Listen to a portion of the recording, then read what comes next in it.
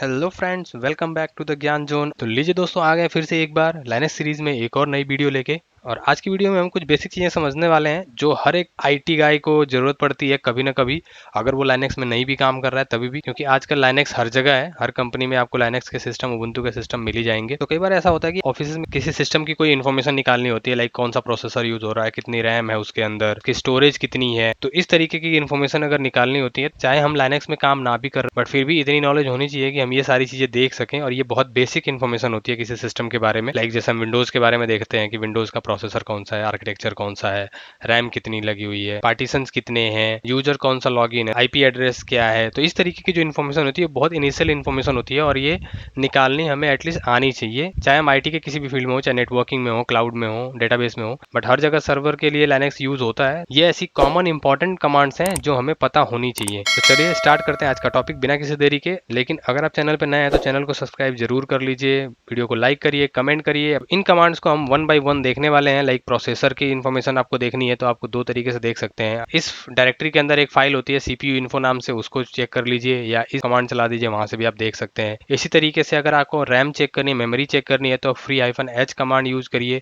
या फिर प्रॉक फोल्डर के अंदर ही, प्रॉक डायरेक्टरी के अंदर ही मेम इन्फो नाम से एक फाइल होती है, उसको भी आप चेक कर सकते हैं। उसके बाद df-h या fdisk-l कमांड से आप स्टोरेज यानी डिस्क के बारे में इंफॉर्मेशन चेक कर सकते हैं। चलिए इनको एक एक करके प्रैक्टिस करके देखते हैं। तो ये हम आ गए हैं अपने लाइनेक्स टर्मिनल पे। सीपीयू की इन्फॉर्मेशन देखने के लिए आपको किसी भी लाइनेक्स बेस्ड ऑपरेटिंग सिस्टम में सिंपली आपको कैट कमांड डालना है। कैट आपको पता है किसी भी फाइल का कंटेंट देखने के लिए इसको यूज किया जाता है। तो एक फाइल ऑलरेडी होती है सीपीयू इन्फो नाम से, प्रॉक के अंदर एंटर करिए और आपको पूरी इन्फॉर्मेशन दिख जाएगी। आपको इसमें सीपीयू की कौन सा सीपीयू यूज हो रहा है, इंटेल का, कितने कोर का है, कौन सी जनरेशन है, और बहुत सारी इन्फॉर्मेशन इसके बारे में। जो भी आप सीपीयू के बारे में जानना चाहते हैं, इस कमांड से आपको वो सब कुछ दिखेगा। इसके अलावा ls सीपीयू कमांड आप यूज कर सकते हैं। सेम इसी तरीके से सीपीयू की इन्फॉर्मेशन ये भी दिखाता है। इस कमांड से भी आप सीपीयू की सारी इन्फॉर्मेशन आप देख सकते हैं। इवन इसमें L1 L2 L3 कैश की मेमोरी कितनी है वो भी दिखा रहा है। बाकी generation, CPU family, model, sockets, core, ये सारी इन्फॉर्मेशन आपको यहाँ पे दिख रही है सीपीयू के बारे में। सो इन दोनों कमांड का यूज करके आप किसी भी लाइनेक्स बेस्ड ऑपरेटिंग सिस्टम में सीपीयू इन्फॉर्मेशन देख सकते हैं। अब हम बात करते हैं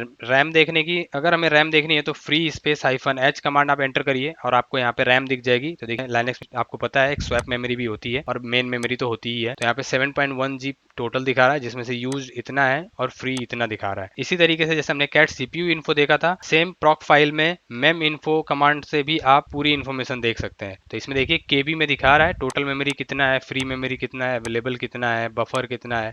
तो पूरी इन्फॉर्मेशन आपको यहाँ पे मिलेगी मेमोरी से रिलेटेड। मेमोरी के लिए और भी कमांड है। तो टॉप कमांड में भी आप देख सकते हैं आपकी टोटल मेमोरी कितनी है, कितनी फ्री है, कितनी यूज हो रही है। तो यहाँ से भी आप टोटल मेमोरी और मेमोरी का यूटिलाइजेशन देख सकते हैं। नेक्स्ट थर्ड हम डिस्क की बात करते हैं। तो डिस्क की इन्फो जानने के लिए df कमांड यूज करते हैं हम। df-h एंटर करिए और आपके सिस्टम में जितनी भी ड्राइव्स यूज हो रही हैं, जो भी आप पार्टीशंस यूज कर रहे हैं, वो कहाँ कहाँ माउंटेड है, वो सारी इन्फॉर्मेशन आपको मिल जाती है। df कमांड होती है, इससे सिर्फ जो यूज्ड पार्टीशन है, जो ऑलरेडी चल रहे हैं, जो यूज हो रहे हैं, सिर्फ उनकी इन्फॉर्मेशन मिलती है। कोई ऐसा पार्टीशन है जो फॉर्मेट करके असाइन नहीं हुआ है किसी डायरेक्टरी को, यानी वो यूज नहीं कर रहे हैं हम, लेकिन पार्टीशन क्रिएटेड है, वो यहाँ पे नहीं दिखती। यहाँ पे सिर्फ माउंटेड ड्राइव्स दिखती हैं जिनको हम यूज कर रहे हैं। तो देखिए एक ड्राइव SDA3, SDA1, ये दो ड्राइव्स ऐसी हैं जिनको हम यूज कर रहे हैं। एक ही डिस्क के दो ड्राइव्स हैं 1 और 3 जिनको हम यूज कर रहे हैं। एक रूट पे माउंटेड है, एक बूट पे माउंटेड है। तो आपको इसके बारे में आपको मैंने पहले ही फाइल स्ट्रक्चर में बताया था, इसको रूट बोलते हैं। और ये रूट के अंदर एक बूट नाम की डायरेक्टरी है, ये उस पे माउंटेड है। इसका जो भी डेटा होगा वो इस पार्टीशन में जाएगा। ठीक इसी तरीके से fdisk-l से आपको और डिटेल व्यू दिखता है। इसमें आपको कितनी डिस्क कनेक्टेड है इस सिस्टम से वो दिखाता है। तो देखिए यहाँ पे डिस्क दिखा रहा है, ये एक डिस्क है डेव SDB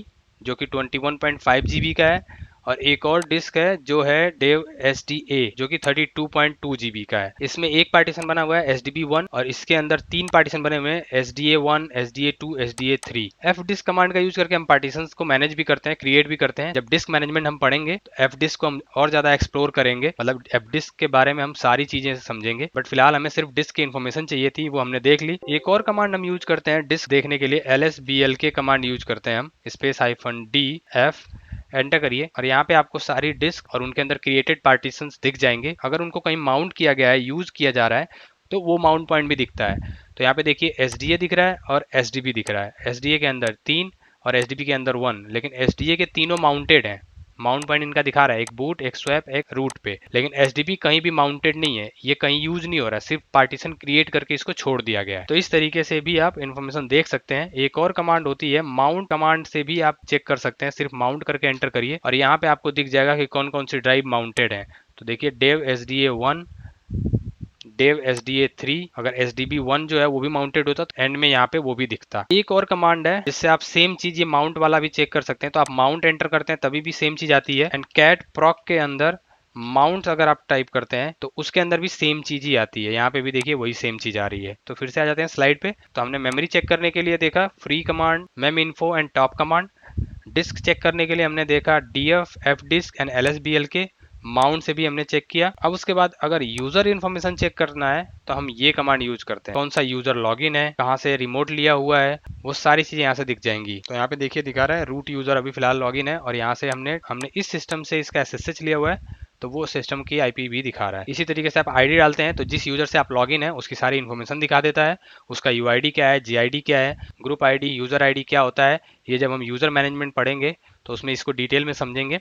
इसके बाद कई बार ऐसा होता है किसी स्पेसिफिक फाइल या किसी स्पेसिफिक डायरेक्टरी का साइज जानना होता है कई बार हमें, तो उसके लिए DU कमांड होती है, DU स्पेस -HS, और जिस भी डायरेक्टरी का आपको साइज जानना है उसको सेलेक्ट करिए, एंटर कर लीजिए और उसका साइज आपको दिख जाएगा। इसी तरीके से अगर ट्री स्ट्रक्चर में किसी डायरेक्टरी के अंदर के बहुत सारी फोल्डर या फाइल्स हैं उनका साइज जानना है तो सिर्फ आप H यूज करिए और एंटर करिए, तो ट्री स्ट्रक्चर में हर एक डायरेक्टरी का आपको साइज दिख जाएगा यहाँ पे। सो अगर आप DU की कमांड्स देखेंगे तो आपको काफी सारे इसके ऑप्शंस अवेलेबल हैं, आप इसको यूज कर सकते हैं। तो जो हमने अभी देखा आई थिंक उतना इनफ है, आप देख सकते हैं। बाकी इसके और भी ऑप्शंस अवेलेबल हैं, उन्हें भी एक्सप्लोर किया जा सकता है। इसके बाद नेक्स्ट है, अगर OS से रिलेटेड हमें इन्फॉर्मेशन देखनी है कि कौन सा ऑपरेटिंग सिस्टम हम यूज कर रहे हैं, तो उसके लिए भी फाइल है जहाँ से OS की इन्फॉर्मेशन हम देख सकते हैं। cat/etc OS रिलीज, एंटर करिए तो यहाँ पे आपको OS की इन्फॉर्मेशन दिख जाएगी। CentOS है, वर्जन इसका 7 है। यहाँ पे देखिए लाइक लिखा हुआ है, RHEL फेडोरा इन्हीं की तरह ही है ये भी। बाकी और कुछ CentOS से रिलेटेड उसकी इन्फॉर्मेशन नीचे दिखा रहा है। इसके अलावा एक और कमांड हम यूज कर सकते हैं OS इन्फॉर्मेशन देखने के लिए, होस्ट नेम CTL, एंटर करते हैं तो यहाँ पे भी देखिए आप वही सारी इन्फॉर्मेशन, CentOS 7 आर्किटेक्चर दिखा रहा है, कर्नल कौन सा वर्जन यूज कर रहे हैं वो भी दिखा रहा है डिटेल में। तो इसका यूज करके भी हम ऑपरेटिंग सिस्टम की इन्फॉर्मेशन ले सकते हैं अपने लिनक्स सिस्टम की। नेक्स्ट है IP चेक करने की बहुत सारी कमांड्स हैं। ऐसी कमांड बता रहा हूँ जो हर सिस्टम में काम कर जाएगी। IP space -A, minimum driver, minimum command जहां भी इंस्टॉल होंगी IPA